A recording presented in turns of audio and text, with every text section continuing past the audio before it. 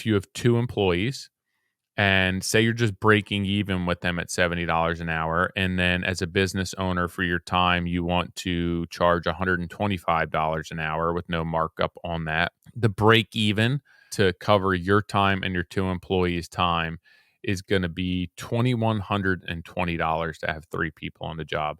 Now you want to add the 20% profit on your employees, you're at $2,344 for the day.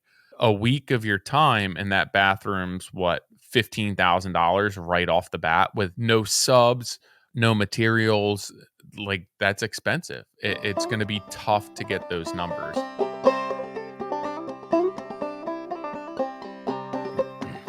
What's up, everyone? How you guys doing?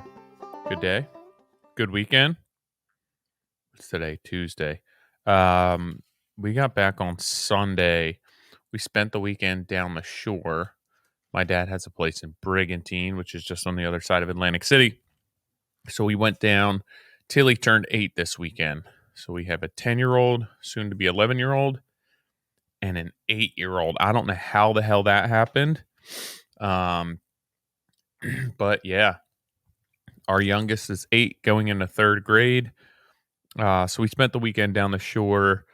It was pretty nasty here. It was super hot. We had storms roll through like at home.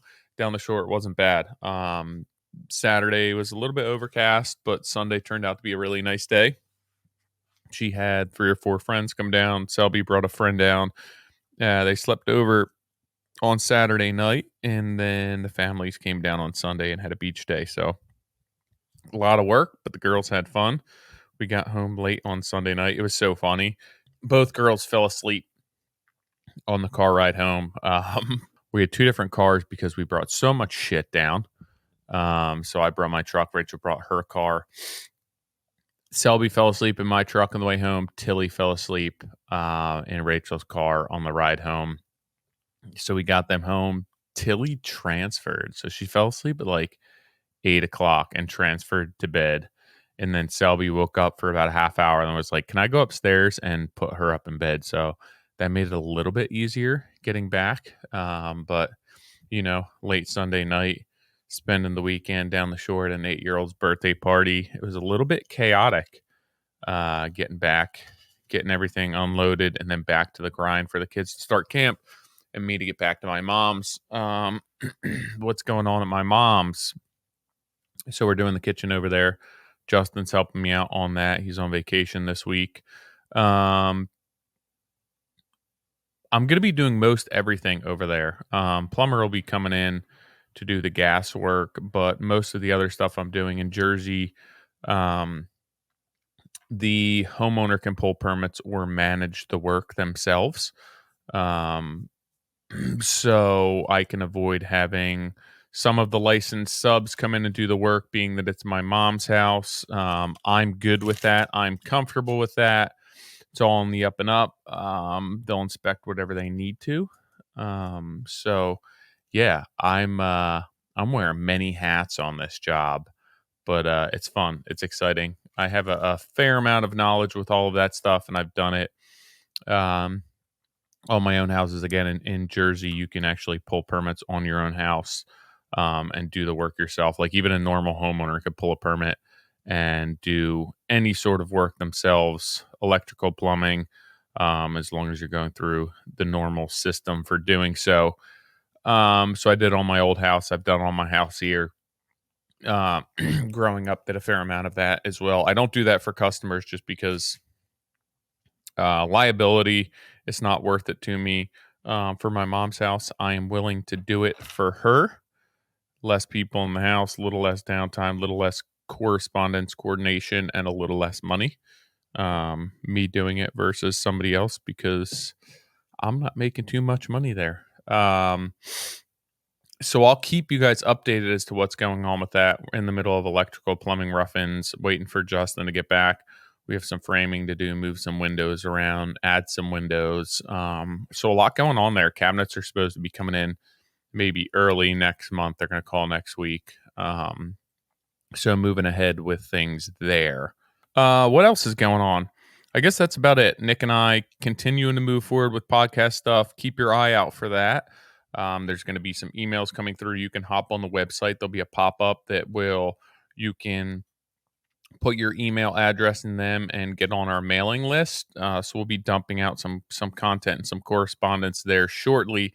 So keep an eye out for that. You can head to moderncraftsman.co and the pop-up will come up. It'll give you a spot to put in your email, and then you will be in the loop as far as what we are doing behind the scenes. You'll start getting some emails from us just about what we have going on, who we are, what we're doing. And then as we start to unroll this a little bit more, obviously, you will get emails with that. We're not going to be flooding you with emails, but it's the most up to date. We'll try and keep you briefed on our other platforms, Instagram, podcast, everything else. But the best way to do that is definitely head to moderncraftsman.co. When the pop-up comes up, sign yourself up for our email list, and you'll be the first, along with many other people, to see what's going on and what we're doing and hear about what we have in the works. What else? Let's see. September 27th through the 30th, Contractor Coalition Summit up in Boston. So we're going to be touring Nick's White Oak project. So if you guys want to see that, make sure that you register. If you have specific questions, you can email me, tyler@trghomeconcepts.com. If I can't answer them, I'll send you over to Morgan, to Kayla, somebody who is more qualified to help you and get you some answers to what you need. There's some referral programs, there's payment plans, there's returning customer discounts. So there's a bunch of different ways to make this happen. If you have any questions, like I said, reach out to me. It's a pretty small event. It's going to be first come, first serve. They wanted my perspective on this. And I just think that while it's more expensive to run a smaller event, for the people attending, right? The cost and the investment is going to go up with less people. I find that you get a much better experience. It's really small. It's super intimate. I think that when you are looking to learn about your business, you have to be super transparent, and you have to be open. You have to be honest, and you have to be willing to ask questions and really assess and gauge your business from a realist perspective. And I think that helps with a smaller group of, say, 20 to 25 people rather than 100 and 150 people where it's all different people. You're afraid to ask questions. There's too many people there. You're not going to get to meet everyone. I think that you build a much stronger network of smaller people. It's just a higher quality event that way. So really small, really intimate, super intentional with that. Really nice hotel, really nice dinners. Again, you're going to be able to network with all of these people. We're going to have vendors there. Obviously, the speaking and the educational aspect of it with myself, Brad, Morgan, Nick. We'll be there creating content, taking headshots, doing interviews with everyone. So it's a really, really great event. Boston's a great city if you have not been there. I love Boston. Really great city, a ton of great architecture, a ton of stuff to do. So even if you make a little trip out of it and stay longer than the event or come in early, stay late, whatever it is, I would recommend it. But Contractor Coalition Summit, check that out. We'll post some links to that. But again, if you have any questions, let me know. So on to the podcast, the blog, but what you're all here for, the podcast, the blog post. This podcast is blog podcast, whatever it is 70. Do your employees make you money? I actually had a trouble determining a title for this. It's usually one of my weak points with this whole process. But so to like a little backstory on this, the past year I've been doing these consulting calls, which I'll explain what they are. But if you're interested, shoot me an email, tyler@trghomeconcepts.com. First come, first serve. You've heard this before. I'm really only booking a week to 2 weeks in advance. I'm usually 1 or 2 time slots per week.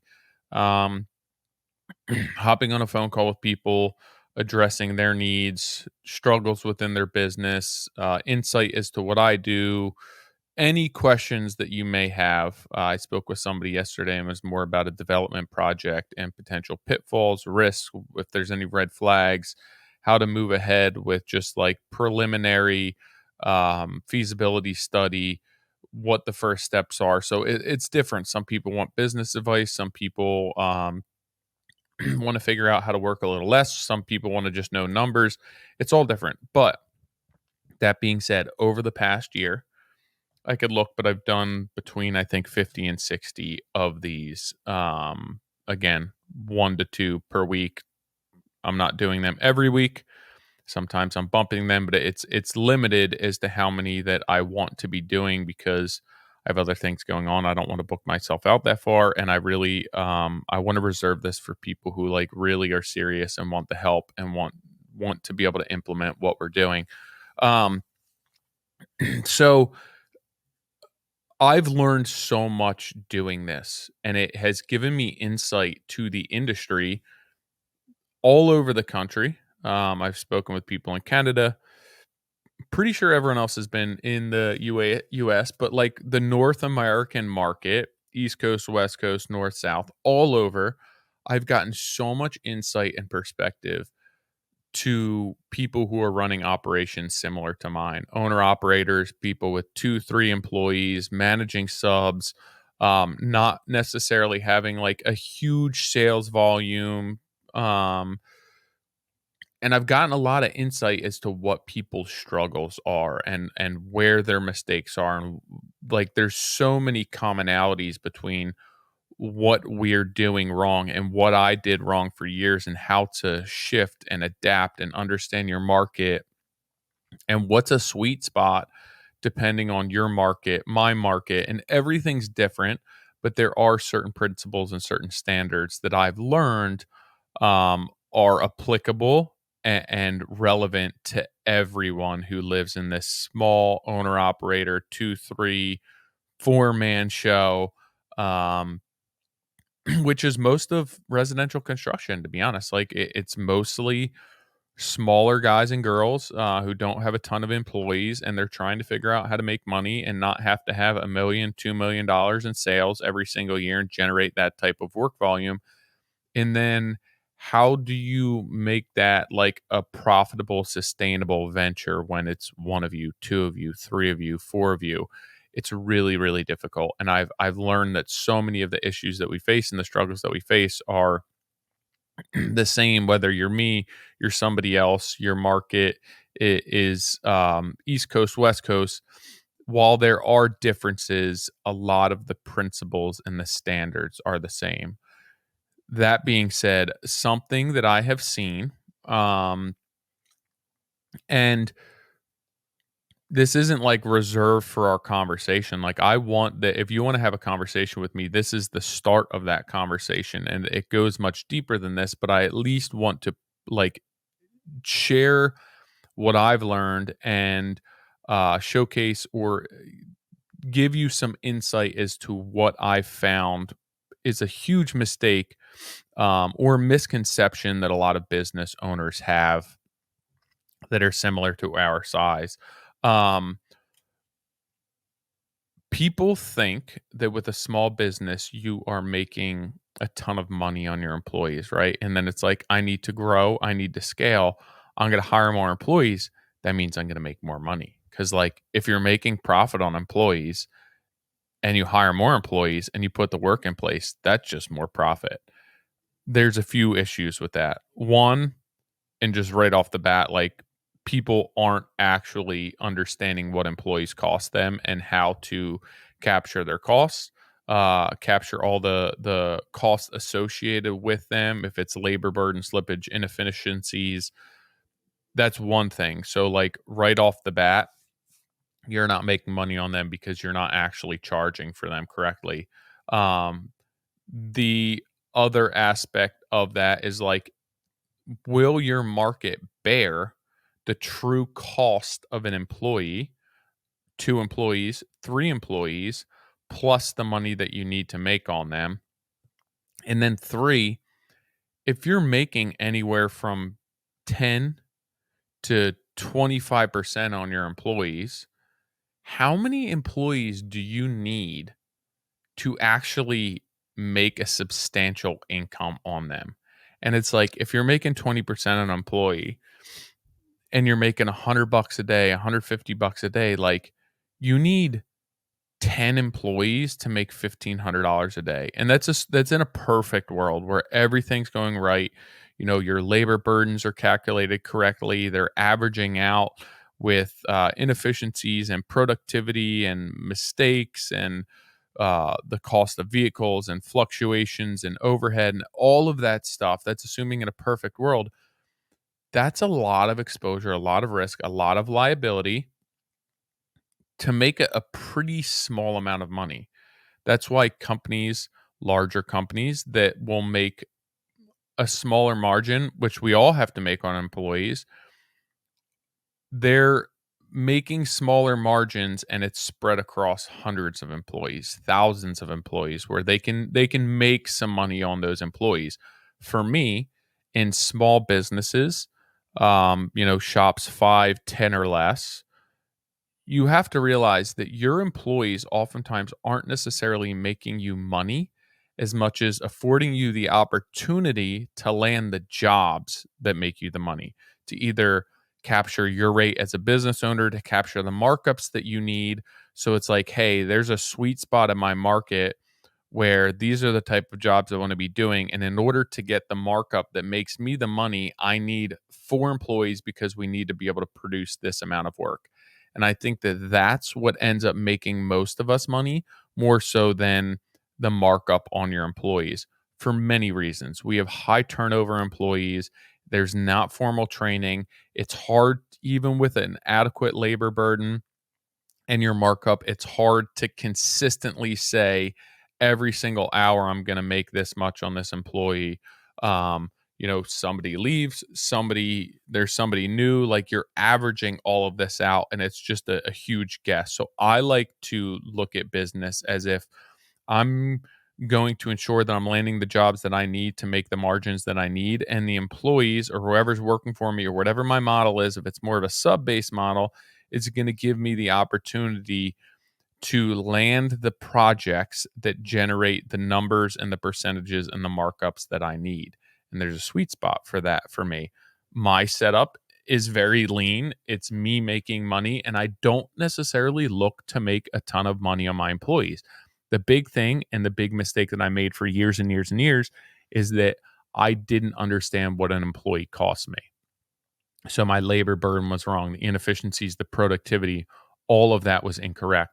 So what I was charging for the other big thing, you're not actually estimating correctly, right? So you think that your employee is going to have 100 hours on a job, they spend 150, nobody's managing it on the back end, so that person's costing you 50 hours, which you're not recouping, you're not capturing.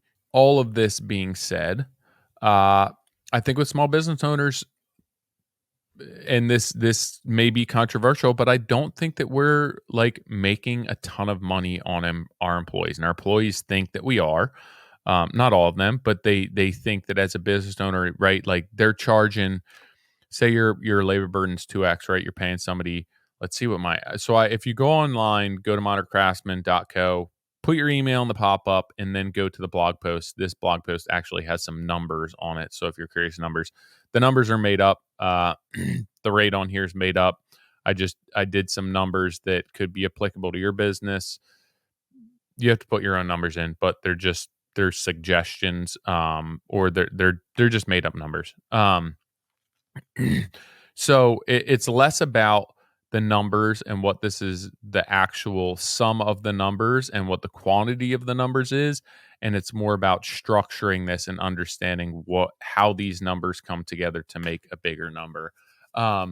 So most people in our industry, right, they have 1 to 3 employees, the owner and 1 to 3 employees. So my example is going to be an owner, 2 employees.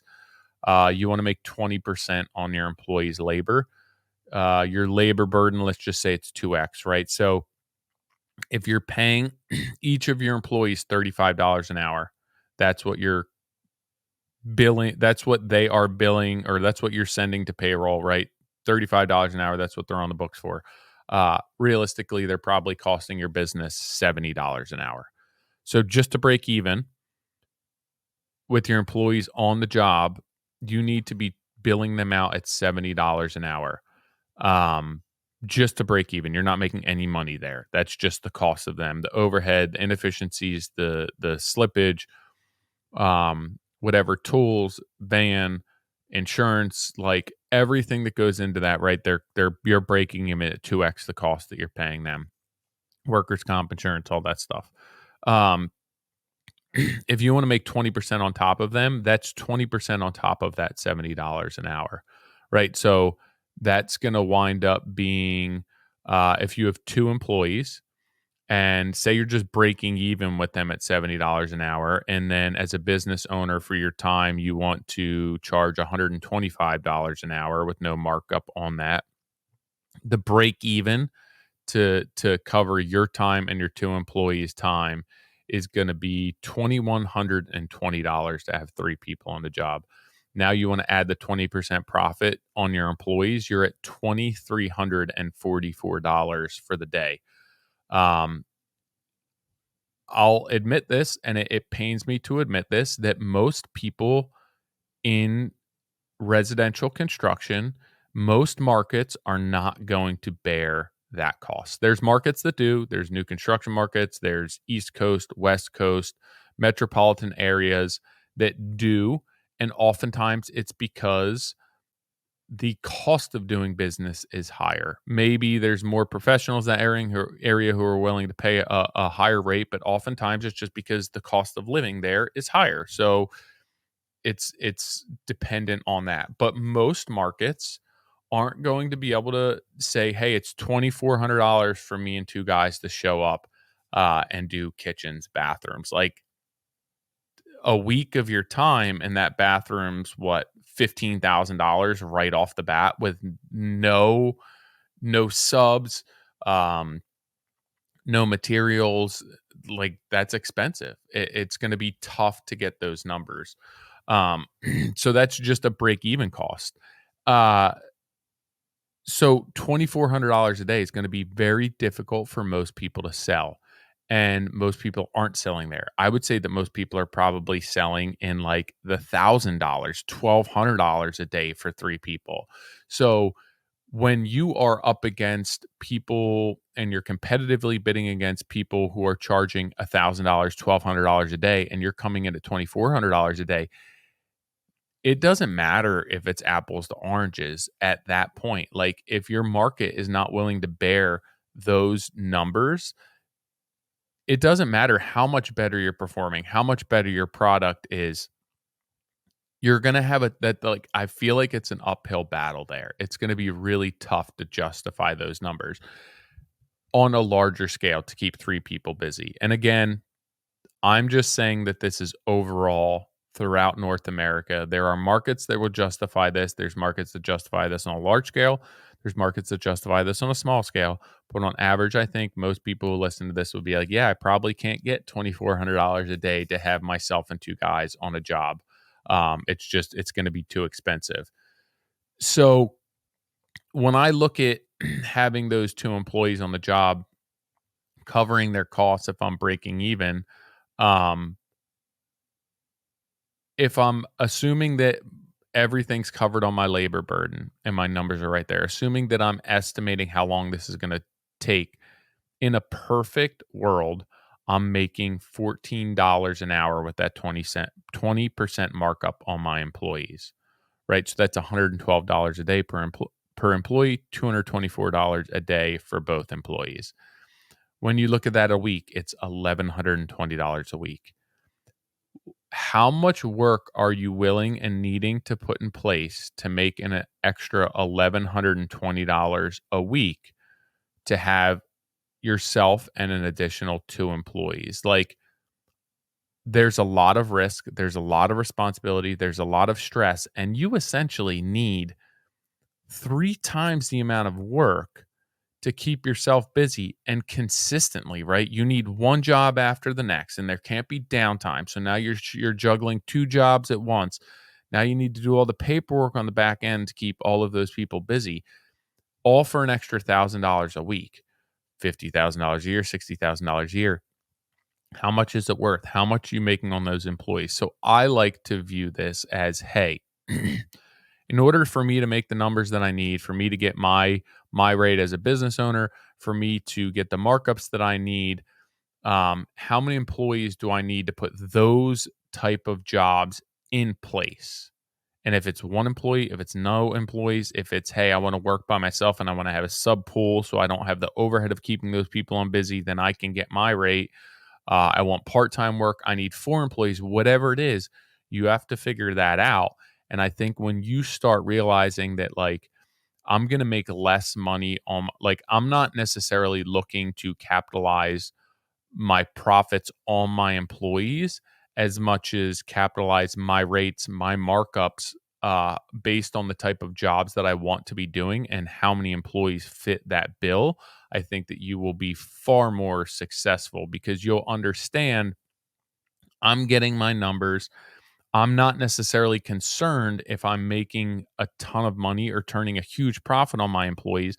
The bigger thing for me, right, is getting that labor burden and getting the cost of those employees covered, accurately estimated, so my customers are funding the renovation rather than me, right? If I'm paying somebody $35 an hour and my labor burden's 2x right off the bat, I'm I'm not accurately assessing that, there's $35 an hour that I could be paying for that I'm not capturing through my customers. So, like, the $35 an hour is much higher than the $14 an hour that I can be making on profit looking to sell that work with my labor burden and my markup. So I'm more concerned with getting the initial $35 investment and the $35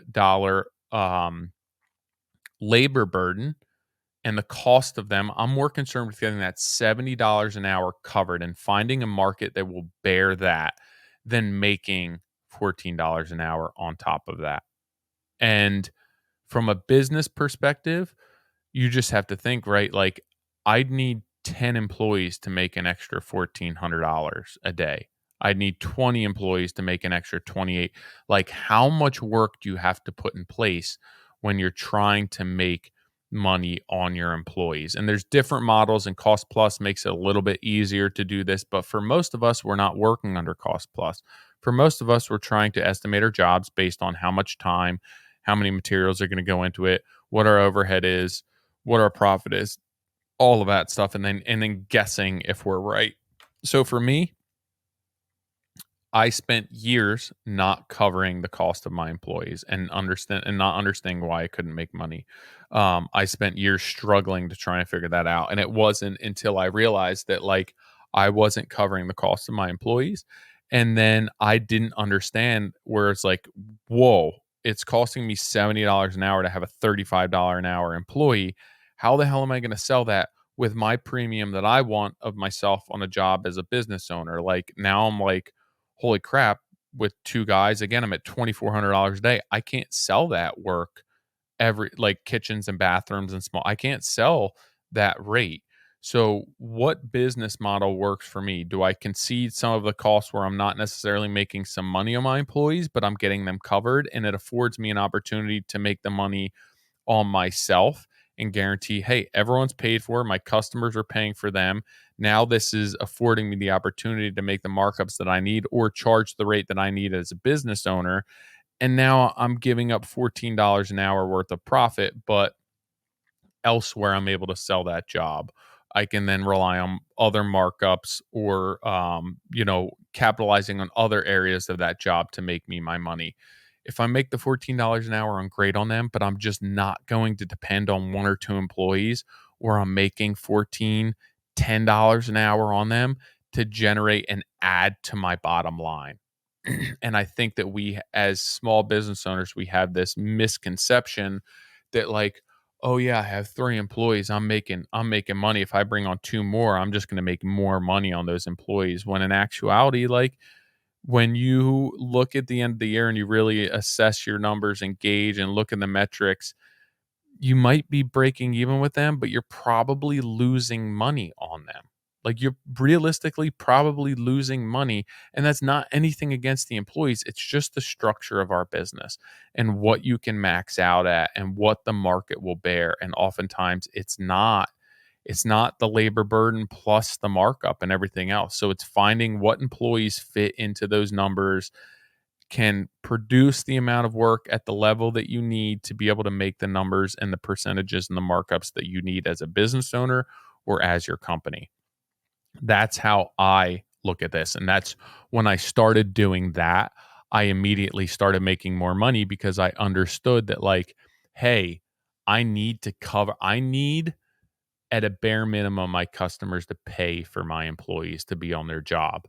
And I cannot bear that cost. I can't underestimate what the job's going to cost and then pay for 6 weeks of an employee's cost plus the labor burden involved with having them, because I just didn't know my numbers correctly. So I think, again, that when you look big picture, oftentimes you might break even with your employees. You might, like, always be losing a tiny bit on your employees because you're right. You need this employee who's a higher dollar employee to get you the jobs that you want, to deal with the customers for the work that you need, and your market just doesn't always bear the actual cost associated with them. That's just something that we're going to struggle with and fight against, because we have people who are out there charging just $35 for that employee when they're costing them 35 or 40 for that employee. And that's big, right? That's an extra $250 a day that they're leaving on the table, that when people get pricing in, they're like, "Oh, I don't care how good this is. I don't care if everything's gold plated in here.